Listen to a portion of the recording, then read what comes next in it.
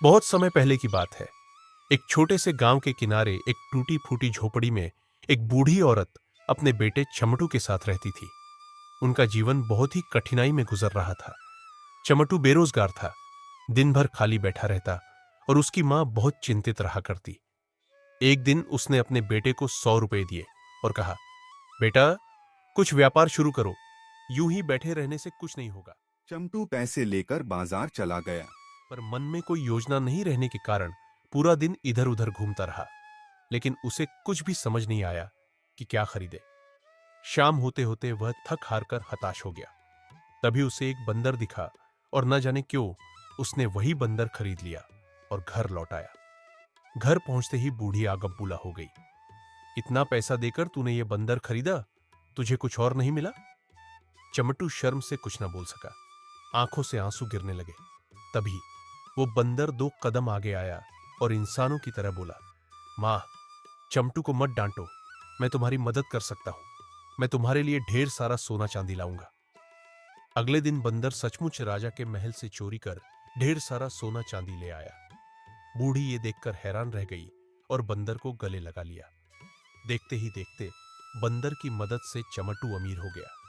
कुछ ही हफ्तों में झोपड़ी महल में बदल गई। नौकर चाकर, ऊंट घोड़े, हीरे मोती, सब कुछ आ गया। चमटू अब गांव का सबसे अमीर इंसान बन गया और उसकी मां सबकी मां साहिबा।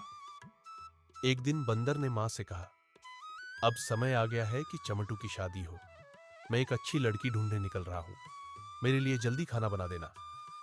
बंदर सीधा राजा के दरबार में गया। वहां उसने अपनी बातें, किस्से और चालों से सभी को इतना प्रभावित किया कि खुद राजा ने अपनी बेटी की शादी चमटू से तय कर दी। भव्य विवाह हुआ। चारों तरफ शहनाइयां, रंग बिरंगे कपड़े, ढोल नगाड़े और मिठाइयों की बारिश। शादी के बाद चमटू अपनी पत्नी में खो गया। मां बहू के साथ व्यस्त हो गई।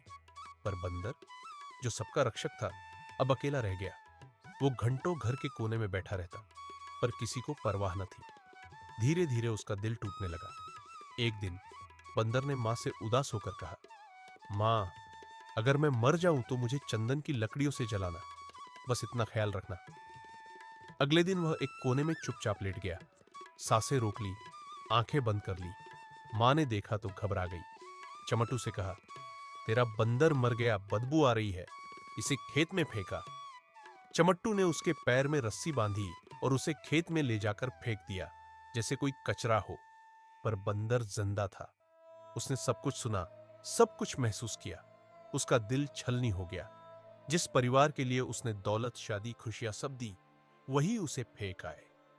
कुछ रातों बाद जब पूरा घर सो रहा था, बंदर चुपचाप लौटा, हाथ में आग का मशाल लिए। उसने पूरे महल को आग के हवाले कर दिया। जलती आग की लपटों में बूढ़ी, चमटू और उसकी पत्नी सब खत्म हो गए और इधर बंदर अकेला, पर बदला ले चुका था।